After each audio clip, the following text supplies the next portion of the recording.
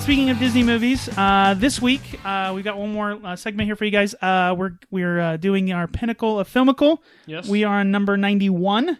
Almost. We've done 10 movies. Almost. Well, this will be the 10th, right? Because it's always weird, right? Yeah.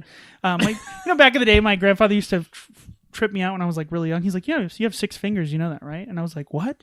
On one? Or you have 6 fingers on one hand?" He's like, 10, 9, 8, 7, 6. 6 plus 5 is 11. So you have 6. And I was like, I lost my mind. But that was the trick he pulled on me. But anyway, the movie this week is the 1995 biopic Toy Story.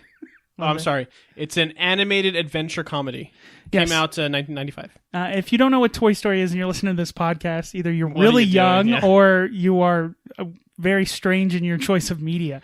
But written by John Lasseter and Pete Docter, and also directed by John Lasseter. Yeah, and you have Andrew Stanton that worked on it in the screenplay. You have You pretty much have that whole Pixar Cohen, mind trust. Joel Cohen though was in it. Josh Whedon was involved in the screenplay. I mean, like we've done a Disney episode, so we're not going to dive in. But Right. the reality of Toy Story is it was like the perfect storm of creativity, like explosion at all of their moments of becoming what they ultimately became. Mm-hmm. I mean, these are giants now in the industry. Like Lasseter is the head of Disney Animation. Yeah, and it's Andrew huge. Stanton just made Finding Dory, which was the highest grossing. You know what I mean? And Joss Whedon, he made Avengers. Yeah.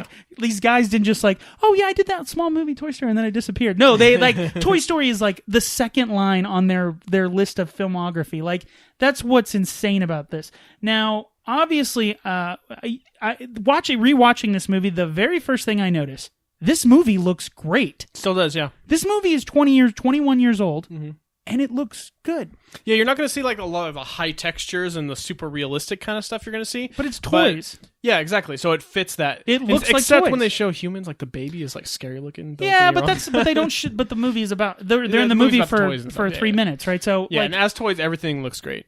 And I don't know because obviously I'm watching the Blu-ray version, the 1080p version. So I don't know if they went back and like fix some of the textures. I would assume they did some. No, I'm it's sure just they higher did. res. Yeah, but it just go back and watch this movie, everybody. It looks really, really good. Like if you went back and played a video game 20 years ago, like you're gonna be like, yeah, that looks like garbage, right? Yeah. Like it's weird that this movie was just it fit the right genre and the right and it's just perfect. Like this movie is fantastic. So we'll get to our review here in a second. Let's review, David. Yeah, Right after you yeah, just said it's fantastic. 1, 2, 3. 2 thumbs up. Obviously, This movie should be higher on this list because of a couple things. I think it should be higher than Toy Story 2 and 3. It's my favorite out of the 3. Out of easily. the 3, yeah. And they're all 3 on this list. So. Yeah, that's a hard question. As I haven't watched the other 2 in a long time. 3 same because here. of the ending in that movie. It's just I cry like a. Toy Story is also the before Pixar learned to rip out your heart and stab it. Like, Yeah, there aren't moments in this movie you're like, ugh, There's sad. There's moments of down, but it's very quickly. Yeah, it's not rip your heart out. Yeah, not like Toy Story 3. But I think the reason why this movie deserves to be higher is because of what it did to the film industry. I mean, the concept, I was telling Alyssa, it would be the idea that you wanted to create a brand new food dish that no one has ever made. I don't know, Ratatouille, for instance. But in order to make it, you've got to build a brand new oven and a kitchen. You've literally got to build it with your bare hands. Like, that's the like, what is wrong with you? Yeah. Like, the fact that anything came out of your kitchen that was even edible, bravo. But, like, the movie is fantastic.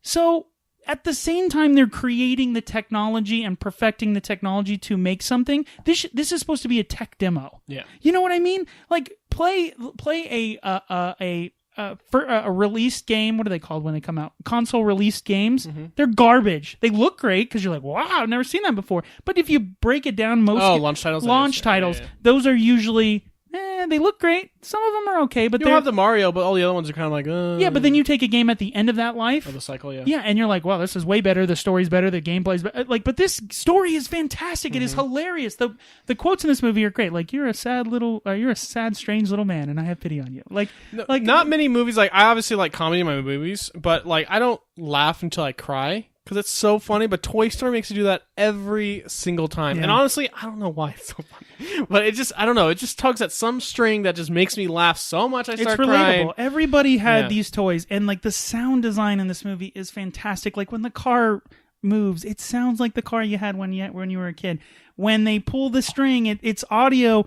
of the character, but it's put in that they run it through that sound like it's coming through a doll. When they have Mr. Potato Head's things fall out of his head, it sounds like the sound, like they went and did it. Yeah. The sound design in this movie is so good. The voice acting is on spot. Like none of that was necessary to be a good movie because people were just like it looks great, but it looks great, and it has a good story, and it's hilarious, and it's heartwarming. Like it's everything, you know. Yeah, and it's like you could literally do this. And I know Lasseter's always like, I think he said this. Like, I wanted to make a story. That's the most important thing to him is like make a good movie and then build the technology around it. But like, you could have made this into a 2D movie and it'd be fantastic. Mm-hmm. You could have made this into a live action movie and it probably would have been awkward, but still a good, interesting movie. Like.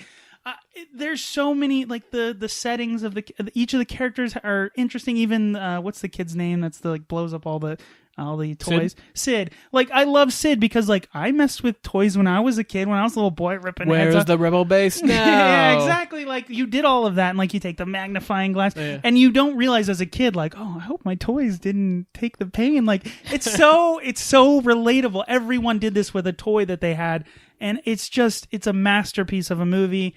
I was impressed going back and rewatching this movie and seeing how much I enjoyed it and how much I laughed and how much I go, oh yeah, I remember that.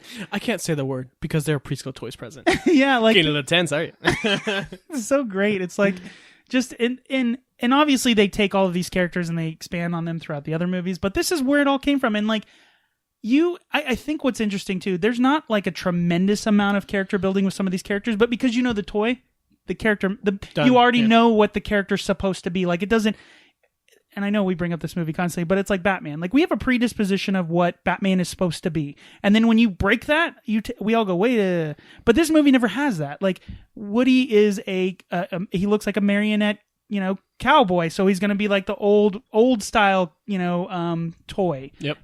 Whereas like this new action figure, from like, space, right? He's gonna be kind of brash and he's gonna be cool, and it's like you are a cool toy. You're like the coolest toy, like, and it's just everything fits. It's like this square peg into the square hole throughout the whole movie. There's not a moment in which I'm like, oh, that doesn't really make any sense. Why did they do that? It's excellent from start to finish. Yeah, it's and great. It's just and Tom Hanks and Tim Allen, it's fantastic. Like, and again, Pixar, I watched some of the making of this movie, like when they do the army men, like I didn't even notice this until I watched the making of, like they left some of the plastic, the uncut plastic on their heads. I didn't notice that until I watched this time.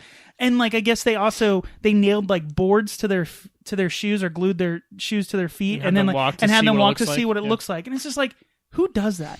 And it just shows like these animators are little kids. Like they're all kids. And like you've seen Lasseter's toy collection. It's like his ridiculous shirts. Yeah, exactly. Like the guy, this is the only job he could keep. Like, let's be honest. Like, good thing you became an animator, buddy. Like it was either that or Pizza Hut. Like, so it's just and it revolutionizes everything that we watch. Now it is the basis for a multi-billion-dollar industry of filmmaking. And the fourth one coming out, in a few years. They're going to do that? They're just... Oh, I didn't know that. They're just going to keep making them. Because they're still great. They get better, in fact, some people would say. But if you haven't seen... Obviously, you've seen this movie. People that are listening to this, go watch it again. See how much you really enjoy this. And, like, it's a different experience because, like, you've gone and you've seen all of it. And you see the origin story. And it's so great. I love this movie. And it should be higher. This should be, like, top 25, in my opinion. So... Yeah, we'll see as it goes through the list. Like I said, I know it's going to be higher. Personally, it should be higher than 2 and 3. So I'll already give those side thumbs, There you go. But, this movie's just so good. It's so funny. Yeah. See the hat? I am Mrs. Nesbitt. I think you've had enough tea. Like, there's just even like, it's just so great. Anyways, just definitely check out Toy Story. Let us know what you guys thought about Toy Story if you're rewatching it or if you're following along. We have a new movie coming up next week. It's an interesting movie. It is the 1948 actually doesn't say what kind of movie it is, David, so I'm not even going to try to make a joke on that Just one. say classic. Bicycle Thieves. Give it the quick synopsis there. It's like In a post-war Italy, a working-class man's bicycle is stolen. He and his son set out to find it. And riveting, David. Hey, listen. It's on this list for a reason. Well, the other thing, too, is like I would have never watched this movie. So, like, I'm excited. I always want to watch stuff I've never seen. Like, again, rewatching Toy Story is great, but I want to see new experiences and stuff definitely. like that. So check out that movie this week. Follow along with us with the Pinnacle of Filmical. And, of course, let us know what you thought about Toy Story and all the other stuff. And, of course, if you voted. Good on you. Who would you vote for? Would you vote for Bray or would you vote Bales? Let us know. Hashtag vote David. Hashtag vote Gerald. Yeah, comments or Twitters and all that Facebook stuff. Comment us, email us. There's no third-party candidate. Jordan is not on the ballot, okay? No voting. And don't write in somebody, okay? It's vote David or vote Gerald. Yeah. Let us know. Of course, you can always send an email too. sitdowncentered@gmail.com. And again, if you write us an email and we pick it for the week, you'll get a $5 gift card to Amazon, Steam, or Starbucks. Yes. And then I've got a surprise next week. Oh, here we go. Feeding baby birds, David. All right. Till next time. Bye. See ya.